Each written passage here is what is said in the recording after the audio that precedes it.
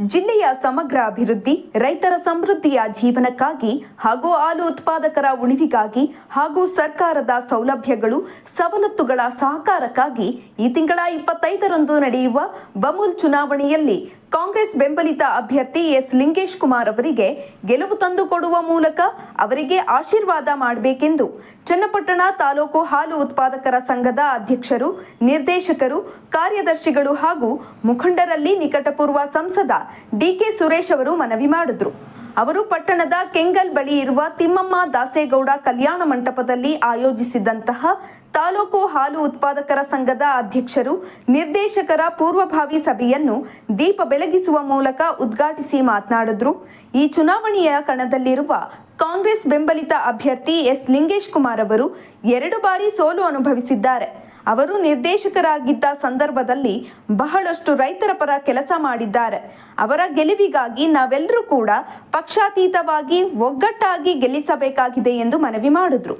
ಇನ್ನು ಈ ಸಂದರ್ಭದಲ್ಲಿ ಚನ್ನಪಟ್ಟಣ ಯೋಜನಾ ಪ್ರಾಧಿಕಾರದ ಅಧ್ಯಕ್ಷ ಎಸ್ಆರ್ ಪ್ರಮೋದ್, ನಗರಸಭೆ ಅಧ್ಯಕ್ಷ ವಾಸಿಲ್ ಅಲಿ ಖಾನ್, ಗ್ಯಾರಂಟಿ ಪ್ರಾಧಿಕಾರದ ಅಧ್ಯಕ್ಷ ಬೋರ್ವೆಲ್ ರಂಗನಾಥ್, ಕೆಪಿಸಿಸಿ ಮಹಿಳಾ ಕಾರ್ಯದರ್ಶಿ ಕೆಟಿ ಲಕ್ಷ್ಮಮ್ಮ, ಕಾಂಗ್ರೆಸ್ ಬ್ಲಾಕ್ ನಗರದ ಸುನಿಲ್ ಕುಮಾರ್, ಕೊಂಡಬಳ್ಳಿ ಶಿವಮಾಧು ಸೇರಿದಂತೆ ಹಲವಾರು ಮುಖಂಡರು ಉಪಸ್ಥಿತರಿದ್ದರು.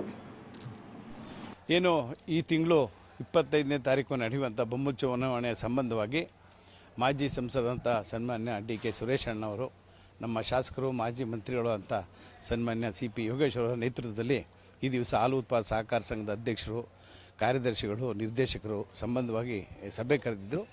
ಸಭೆಯಲ್ಲಿ ಈ ಜಿಲ್ಲೆಯಲ್ಲಿ ನಮ್ಮ ತಾಲೂಕಿನಲ್ಲೇ ಸಹಿತ ಇಡೀ ರಾಜ್ಯದಲ್ಲಿ ಅತ್ಯಂತ ಹೆಚ್ಚಿನ 2.5 ಲಕ್ಷ ಲೀಟ್ರ್ ಹಾಲು ಬರ್ತಾ ಇದೆ ಪ್ರತಿ ದಿವಸ. ನಮ್ಮ ಜಿಲ್ಲೆ ಮುಂದಿನ ದಿವಸದಲ್ಲಿ ಲಿಂಗೇಶ್ ಕುಮಾರ್ನ ಎಲೆಕ್ಟ್ ಮಾಡಿದ್ರೆ ಸರ್ಕಾರ ಇದೆ, ಸನ್ಮಾನ್ಯ DK ಶಿವಕುಮಾರ್ ಅವರು ಉಪಮುಖ್ಯಮಂತ್ರಿ ಆಗಿದ್ದಾರೆ. ಆದ್ದರಿಂದ ಇನ್ನೂ ತುಂಬ ಹೆಚ್ಚಿನ ಅನುಕೂಲ ಆಗುತ್ತೆ ಅಂತೇಳಿ ಸಭೆಯಲ್ಲಿ ಇವತ್ತೆಲ್ಲರಿಗೂ ಮನವರಿಕೆ ಮಾಡಿಕೊಟ್ರು. ನನಗೂ ವಿಶ್ವಾಸ ಇದೆ.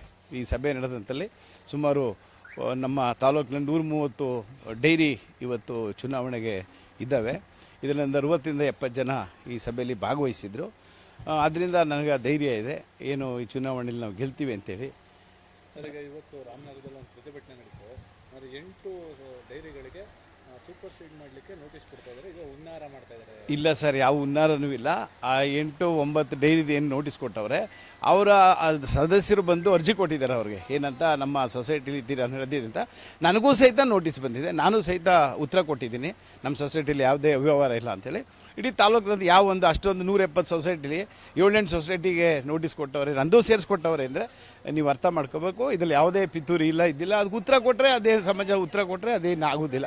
ಅವ್ರು ಬೇಕು ಅಂತೇಳಿ ಇದನ್ನೆಲ್ಲ ಕ್ರಿಯೇಟ್ ಮಾಡ್ತಾ ಇದ್ದಾರೆ. ಕೆಟ್ಟ ಹೆಸರು ತರಬೇಕು, ಬೆಂಬಲ ಜಾಸ್ತಿ ಇದೆ ಲಿಂಗೇಶ್ ಕುಮಾರ್ಗೆ ಅಂತೇಳಿ, ಅದು ಕೆಟ್ಟ ಹೆಸರು ತರೋಕ್ಕೋಸ್ಕರ ಈ ಥರದೊಂದು ಪಿತೂರಿ ಮಾಡಿ ಅದು ಸುಮ್ಮನೆ ಪ್ರೊಟೆಸ್ಟ್ ಮಾಡೋದು ಅದು ಇದು ಮಾಡ್ತಾಯಿದ್ದಾರೆ ಸರ್.